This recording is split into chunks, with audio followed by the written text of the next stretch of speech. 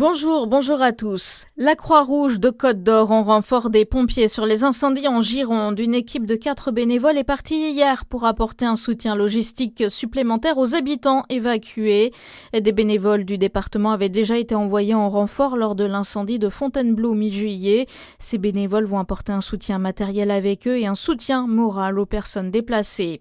Entre 70 et 80 agriculteurs se sont rassemblés tôt ce matin devant les abattoirs du groupe Bigard à Cuiseaux. Arrivé dès 4 heures ce matin, il dénonce la baisse du prix de la viande bovine qui aurait perdu entre 15 et 25% en un mois et demi. Les éleveurs espèrent pouvoir échanger avec la direction au cours de la journée. C'est une situation qui se répète et qui inquiète jusqu'au gouvernement. Les vols dans les musées. Alors que la galerie Apollon a rouvert ses portes la semaine dernière au musée du Louvre, 9 mois après le cambriolage des bijoux de la Couronne, en Côte d'Or, le torque de la Dame de Vix a été subtilisé au musée de Châtillon-sur-Seine.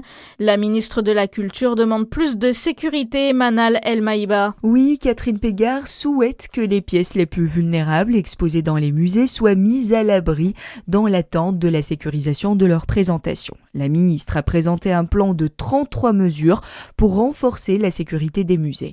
On peut citer une liste et une cartographie des établissements les plus sensibles, la création d'une visite obligatoire des musées par les conseillers sûreté de la mission sécurité ou encore une formation des agents. Mais en attendant la sécurisation des pièces vulnérables, la ministre s'est dite pas favorable à l'exposition de copies ou de reproductions. Une proposition de loi est aussi en préparation en s'appuyant sur plusieurs commissions parlementaires sur la sécurité des musées.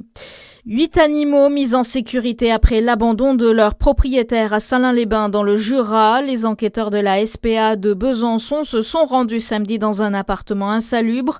Ils ont trouvé plusieurs animaux terrorisés, dénutris et parasités au milieu d'excréments et d'un squelette de chien probablement mangé par les autres. Une chienne, 4 chats et 3 chatons ont été pris en charge par les bénévoles de la SPA. Les gendarmes cherchent à localiser le locataire qui s'expose à des poursuites judiciaires.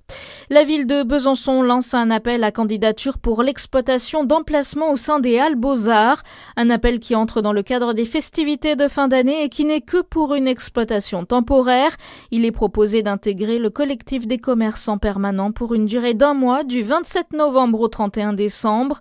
Date limite pour déposer votre projet le vendredi 18 septembre à midi. Bientôt la fin du suspense. Zinedine Zidane devrait endosser le rôle de sélectionneur des Bleus. Le nom du nouveau coach de l'équipe de France doit être dévoilé par la Fédération française de foot ce matin. Zizou pourrait remplacer Didier Deschamps qui aura passé 14 ans à ce poste. À suivre votre météo sur Fréquence Plus.